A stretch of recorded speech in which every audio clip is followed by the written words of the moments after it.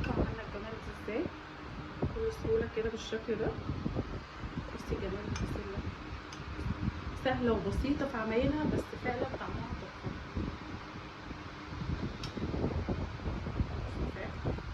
اكنها مشويه مع السلطه. البسله اساسا طعمها اعملوها بالطريقه بتاعتي وهتعجبكم. تعالوا اوريكم بقى عملنا الكلام ده ازاي. اشتركوا في القناه وفعلوا الجرس عشان ينزلكوا كل جديد. مساء الخير، مساء الفل.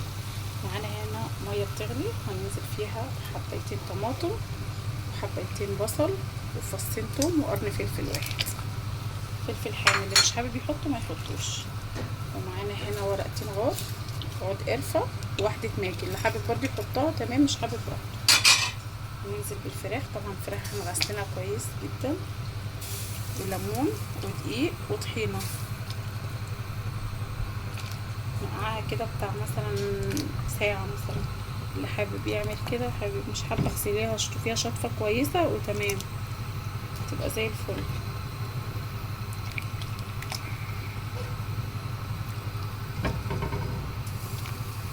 هي الفراخ مش زي اللحمه، هنحط لها الملح عادي، معلقتين ملح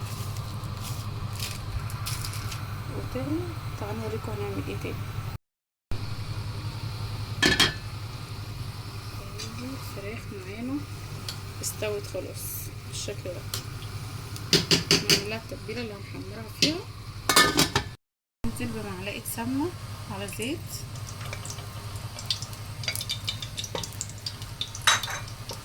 معايا بصلايه واحده، دي بصلايه متقطعه مكعبات صغيره.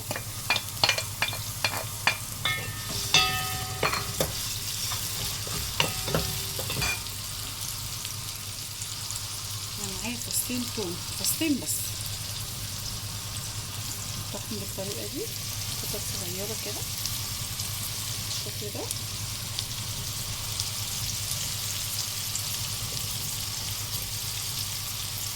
طبعا هي البسله مش محتاجه ان حد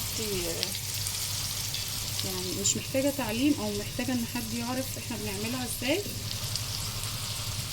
بس انا بما اني بقيت اشتغل بقى على القناه وبنزل فيديوهات، فقلت اي حاجه اعملها انزلها لكم. بس هي طريقه البسله عموما يعني مفيش اسهل منها، طريقتها سهله جدا. كده معانا هنا فصين توم مع بصليه صغيره، لما يتبالوا معانا كده يعني مش عايزينها تبقى تحمر قوي، لا احنا عايزينها تبقى مصفره بسيط معانا. خلاص بص هي البصله داخله خلاص على صفار، تبلت معانا. بس هنعمل ايه بقى؟ انا مش هنزل بالصلصه، انا هنزل بالبسله. البسله دي متفرزه عندي في الفريزر، بص لسه في تلجها اهي تمام. والجزر نفس الكلام، انا بحب اديها تشويحه. لو الطماطم مش متسبكه معايا انا هنزل بالطماطم الاول، بس انا برضو عندي الطماطم متسبكه متفرزه في الفريزر تمام زي البسله. انا بص انا مفرزه البسله بالشكل ده اهي، مفرزاها بس مش مفرزه الجزر. انا ما بحبش الجزر المتلج، فانا بجيب الجزر كده عادي اقطعه، والبسله انا مفرزاها في الفريزر. فهنديها تشويحتين كويسين وبعد كده ننزل عليها بالصلصه. قعدت حوالي 7 دقايق 8 دقايق بالشكل ده. قلبناها، بص البصله لسه بيضه زي ما هي، قلبناها تقليبه كويسه بتدي طعم حلو جدا. معانا هنا بالشكل ده نحط معلقه بابريكا، هي البابريكا بتعزز اللون بس. معانا شطه، اللي حابب يحط شطه تمام، مش حابب برضو براحته. احنا بنحبها سبايسي، بنحبها حراقه بالشكل ده. بعد كده هننزل بالصلصه. البسله مش بتحب الصلصه كتير على فكره بالشكل ده، يعني مش هتاخد معانا سوا كتير لان احنا قلبناها وشوحناها كلها مع البصل، فمش هتاخد معانا سوا كتير. هنا على العين التانية هننزل معلقتين من السمنه نعمل رز بشعرية. انا حطيت شعرية حلوين،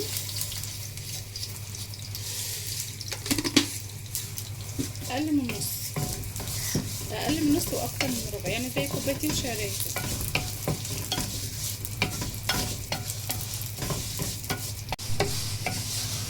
الشعرية هنا بعد ما خدت لون بالشكل ده، معانا كيلو من الرز.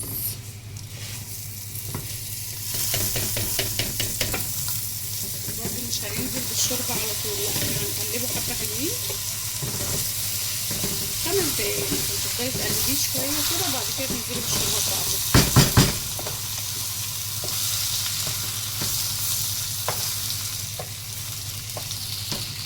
هنا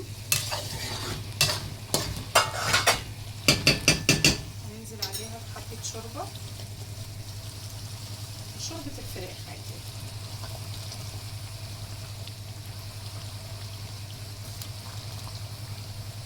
بتحبيها خفيفة تقيلة انت بقى حسب ما بتحبي، تاخد كده خلاص. تستوي خلاص بالشكل ده.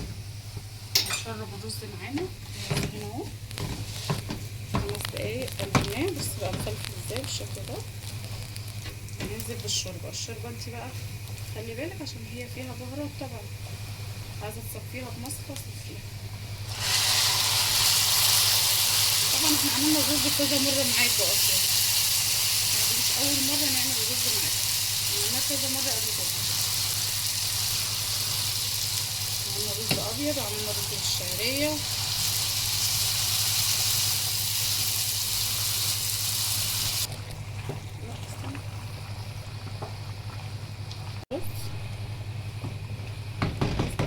بص مجرد ما ابتدى يغلى معاكي بالشكل ده هنوطي عليه خالص ونسيبه بقى براحته. البسله نزلها بحبه كمون صغيره زي ربع معلقه. اول ما تقرب تستوي داخله على سوا خلاص، رشه فلفل اسود برضو حبه بسيطه جدا. تمام خلاص بالشكل ده. خلاص البسله اهي قربت تنزل خلاص بالشكل ده. الله طعمها عسل. معانا هنا دي معلقه طماطم اللي احنا نزلنا بيها البسله، هننزل معلقتين صلصه بالشكل ده. ومعانا هنا فص ثوم واحد، فص واحد بس، نحطه في الهراسه بالشكل ده. بص فص، هو بص اهو فص واحد. ننزل بفلفل اسود طبعا، شطه. ايه يا علا، هو كل اكلك فيه شطه؟ احنا بنحب الاكل يكون حراق، بس هو مش حراق قوي يعني. معلقه بابريكا حلوه، كمون،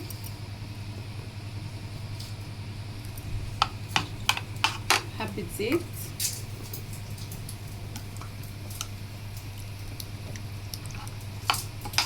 زيت بالشكل ده، حبه ملح، بس ما نحطش ملح كتير عشان ما ننساش ان الفراخ فيها ملح، فاحنا هنحط حبه ملح صغيرين خالص بالشكل ده.